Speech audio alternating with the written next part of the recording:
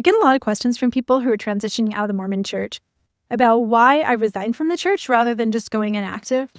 5 years ago today, I left the Mormon church, and my plan was just keep my membership, but just not go to church anymore, not make it a big deal, not tell my family about it. I didn't personally see any reason to just go through the hassle of taking my name off the records. And also, I guess a little part of me in the beginning too was like, well, what if it's true? I don't want to burn in hell for all of eternity or go to outer darkness. And here's literally why I resigned. One day, not long after I stopped going to church, I was listening to an episode of the Year of Polygamy podcast, specifically the episode on Zina Huntington, who was an 18-year-old married, pregnant girl that the founder of Mormonism, Joseph Smith, forced to marry him.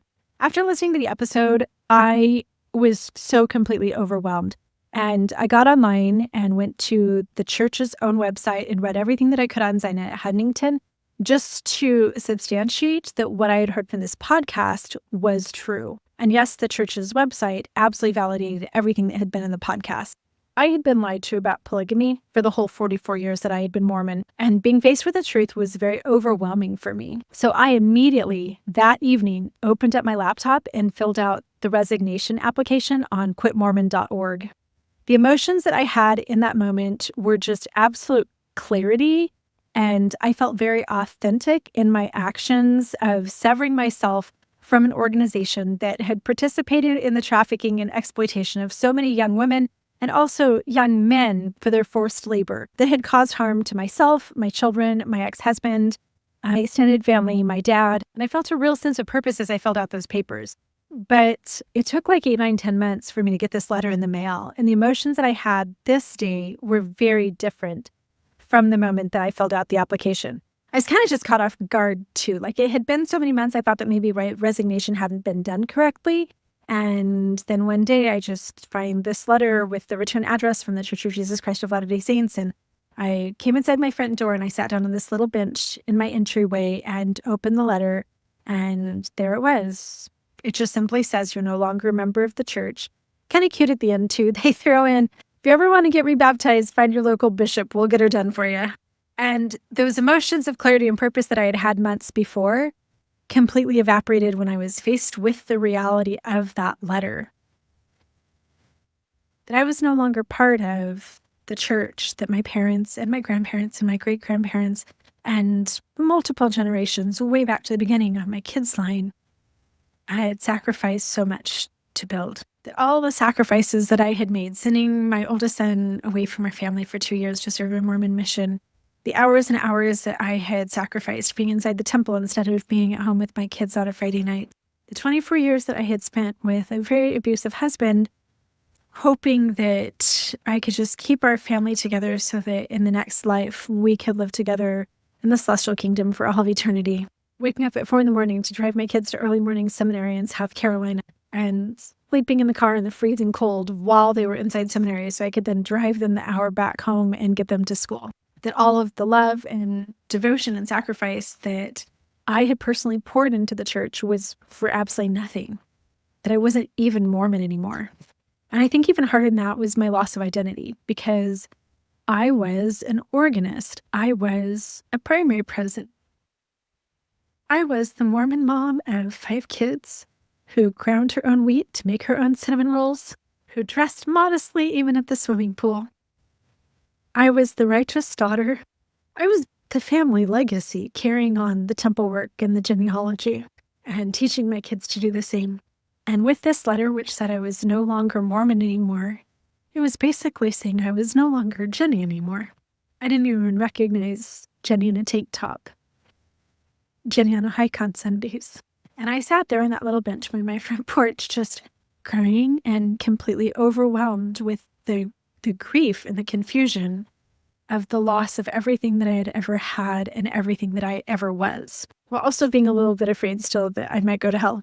Sometime after that, maybe a week or 2 later, I decided to post a picture of it on my Facebook page just to let people know. And also because I had some friends and cousins at that point who were also resigning and posting about it. So I put up a little post, went to bed, woke up the next morning, and found over 100 hateful comments at this guy, Chris, who was just a friend of a friend and not even my personal friend. Lamb blasted me with like 70 comments about how I had hardened my heart, He then went on to ask what type of sins I was involved in, if I was addicted to corn, if somebody at church had offended me, how I lost the spirit.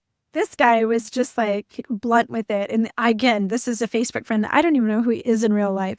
He was just like, who'd you have an affair with? And then that would prompt member friends and family to text me and call me. And some actually drove over to my house. And they were all angry. And they were all personally offended. They all felt like I had broken up with them personally and not just Joseph Smith and his scammy church. And some of those people who I had been friends with for decades, close friends, friends that we vacationed with, friends that I saw every day, friends that we drove each other's kids to school, just disappeared after that, and I've never seen them again. And honestly, it was some of the reactions from people that I loved during this process that took me back to my original feelings that it's so much better for me to be outside of this church and outside of this community and outside of these teachings and doctrines. But it took a little bit of time for me to get there. So now here I am 5 years later, and I am now 100% glad that I made that decision to resign. For a couple of reasons. I don't want the Mormon church to count me or my children on their membership numbers, but also I don't want my name, my energy, my heart, my spirit in any way to be affiliated with an organization that has caused so much harm to myself, my dad, family members, loved ones, my ex-husband, my children. To me, it's almost like having an inactive membership to Jeffrey Epstein's island. Even if the membership's inactive, that's not something that I want to be affiliated with. And having that actual resignation finally gave me just a sense of finality. We're not just separated, living in the same house, sleeping in separate bedrooms, that we might fix it, work through things, and get back together again. I have divorced the Mormon church. I have moved on. It is not my now. It is not my future. It is my past. And that official letter from the church and that the divorce had been finalized is a big part of what gave me that sense of finality and closure. So if you're thinking about officially resigning, just realize that 5 years later, you may still be doing a TikTok video and crying about it. Realize that there's going to be a backlash and people are going to take it personally. Realize that you are going to grapple with emotions that will be very surprising to you. But that in the end, it might just be that sense of closure that you really need. Cycle breaking is never easy, and it's never just a linear path from one clear-cut emotion to another. It's an emotional roller coaster. So hats off to brave people who are walking through this. And I wish you luck, sincerely, from the bottom of my heart.